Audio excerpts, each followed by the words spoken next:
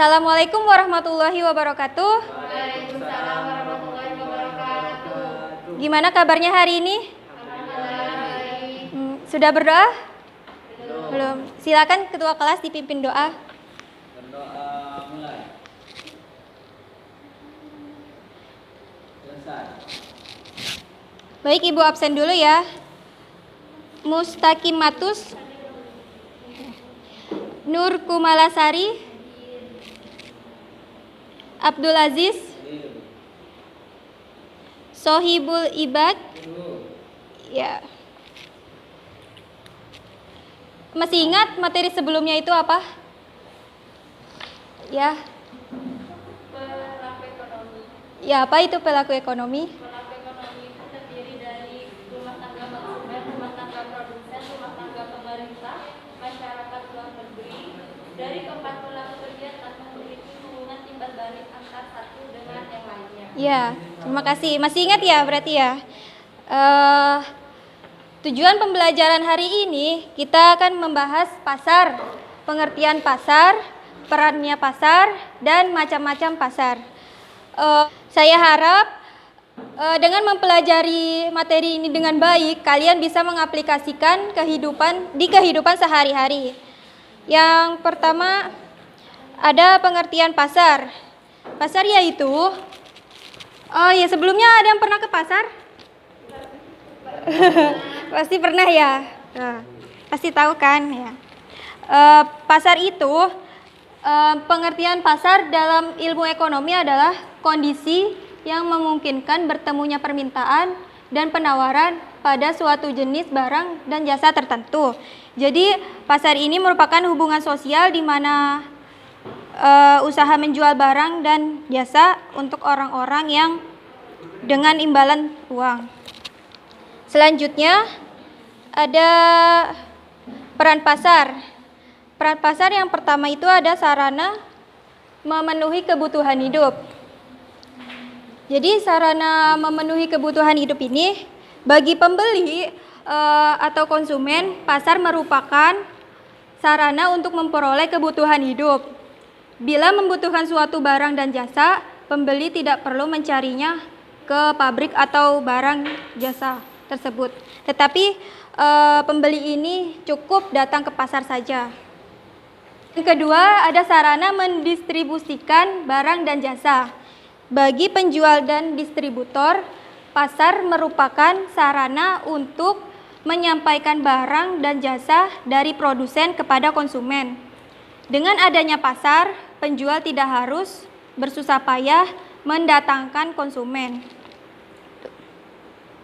karena konsumen akan datang sendiri ke pasar. Yang ketiga, sarana memperkenalkan barang dan jasa.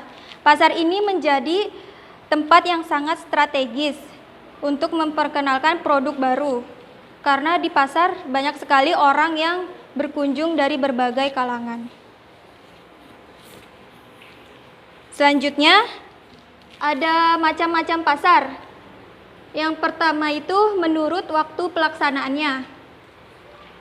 Menurut waktu pelaksanaannya ini dibagi ada 3 pasar, yaitu yang pertama pasar harian. Pasar harian ini pasar yang diselenggarakan setiap hari. Jenis barang yang diperdagangkan dalam pasar harian ini biasanya itu berupa barang yang tidak tahan lama. Biasanya barang yang belikan di pasar ini seperti sayur-sayuran, buah-buahan, dan lauk pauk. Yang kedua itu ada pasar mingguan. Pasar mingguan ini merupakan jenis pasar yang aktivitasnya hanya berlangsung selama seminggu sekali. Barang yang diperdagangkan dengan pasar minggu ini biasanya lebih tahan lama jika dibandingkan dengan pasar harian, sebab orang yang berbelanja di pasar mingguan ini biasanya juga untuk memenuhi kebutuhan dalam 1 minggu. Yang ketiga itu ada pasar tahunan. Jenis pasar ini yang diselenggarakan hanya 1 tahun sekali. Barang yang ditawarkan dalam pasar ini biasanya berupa mesin industri, sarana transportasi, dan peralatan komunikasi. Sampai sini ada yang dipertanyakan? Tidak ada? Baik, saya lanjut. Yang kedua itu ada menurut jenis barang yang diperdagangkan. Yang pertama itu ada pasar konsumsi. Ada yang tahu pasar konsumsi itu menjual apa? Nggak ada ya? Oke. Pasar konsumsi itu pasar tempat diperjualbelikannya barang konsumsi atau barang hasil produksi. Contohnya itu pasar swalayan yang menjual makanan dan minuman. Yang kedua ada pasar faktor produksi, yaitu pasar yang memperjualbelikan sumber daya produksi. Contohnya itu pasar tenaga kerja dan pasar modal. Kemudian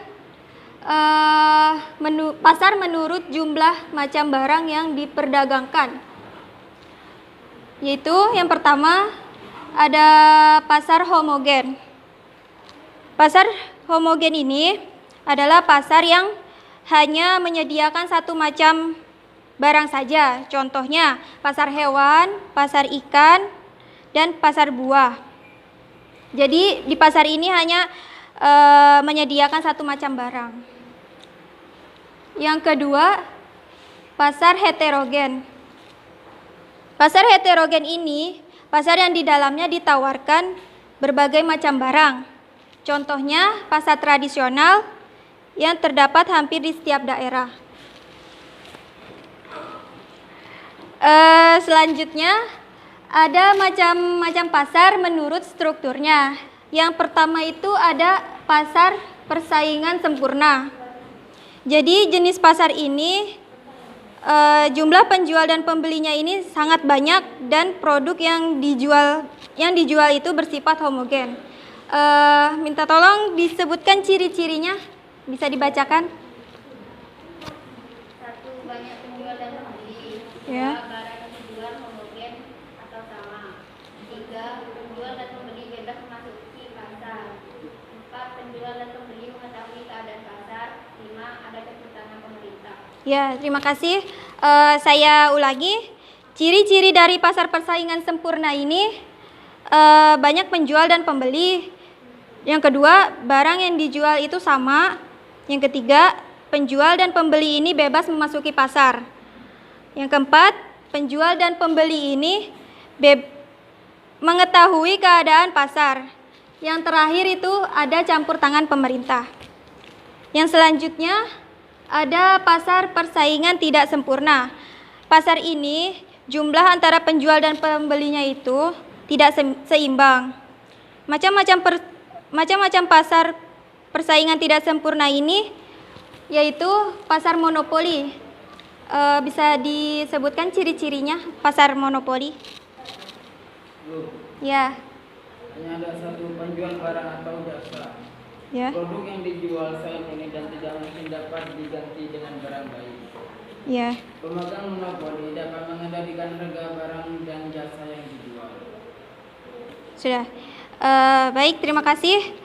Jadi ciri-ciri pasar monopoli itu ada 3 ya. Hanya ada satu penjual barang dan jasa. Yang kedua, produk yang dijual sangat unik atau tidak mungkin dapat digandingkan dengan barang lain.